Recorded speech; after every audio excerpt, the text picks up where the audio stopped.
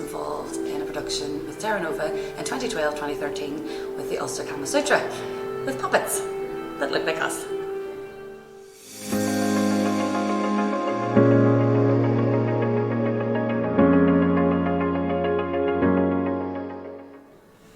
Yes, when we first went into rehearsals for the Ulster Kama Sutra, I remember the only thing I really knew about it or heard anything about was that it was this book that was like a little bit risque and stuff like that, and I remember hiding it in my bag because I was living in Perth at the time. I was afraid that my daddy might see it, thinking, what is she doing?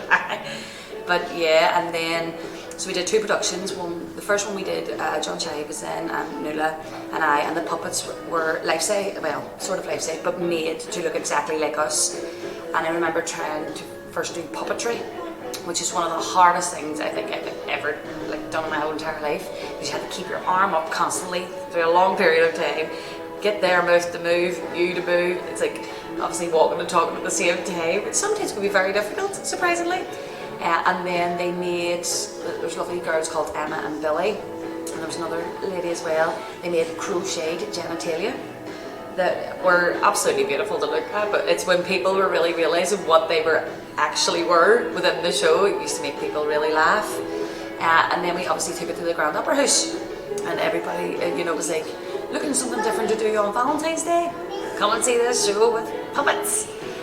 We had then we had four of a cast. It was Neil Keery, Nuala McKeever, Shri Patel and myself, and it was a full length, and we had songs, we had different sketches, and we were just trying to bring something different to Belfast, and then we took it on tour, and it was a really amazing time. I still can't believe that it was 2012, 2013. It feels like only a couple of years ago.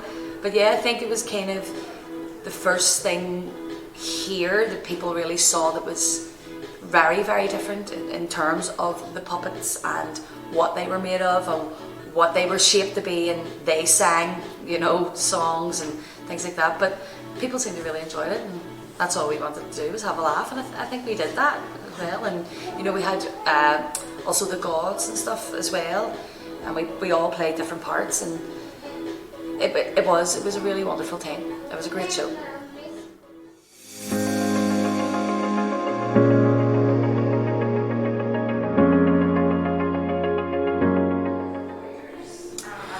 Well, to be honest, it opened up a whole different kind of outlook and different cultures for me personally. I had never delved into anything to do with that aspect of that culture in terms of the Ulster Kama Sutra, and I'm not just saying about the book, I'm just saying about that sort of culture. I also met a guy called Shri and got to learn different things about his culture, so I think that opened my mindset up to different people and who they were and where they came from and things like that. In terms of the show in the community, I think sometimes here in Belfast we could be quite closed off when we're talking about risque things. Now I think we have moved on in the past 10 years, but I think back then, 10 years ago, you wouldn't have really spoke about those sorts of things, especially using, female genitalia or male genitalia, singing songs and doing scenes about risque things wouldn't have been done here. Well, not that I saw back then. So I think it really did open people's eyes that there was comedy to be had in this area, and that you could, we could really laugh at ourselves about all these things, that the unspoken things that maybe you tell your friends in your kitchen about certain things, but we just happen to be doing it on stage with puppets. And I think that's where people really related to break down the embarrassment barrier. I think that's where I'm kind of going with that. I know a lot of people who had seen the show were like, this is nothing that they'd ever seen before. Maybe in the Edinburgh Fringe, maybe even back then you would have saw that, but not here in Belfast. So I think it was kind of a first that way in terms of the puppets and who they were, and not that I'm saying that they're real people, because there were actors obviously and us doing them, and learning puppetry for the first time is a real skill, that helped me as well. I think the other actors too, we all got to learn something.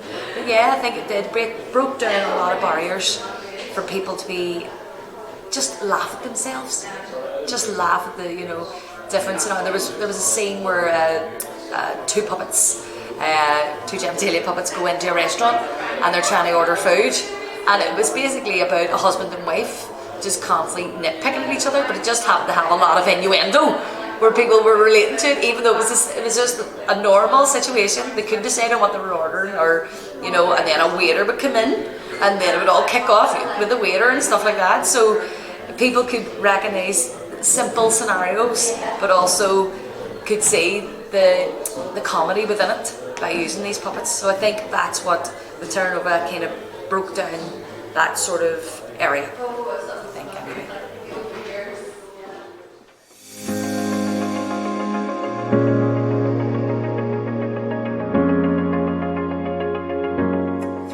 I would use when you mentioned Terra Nova would be funny, intriguing and multicultural.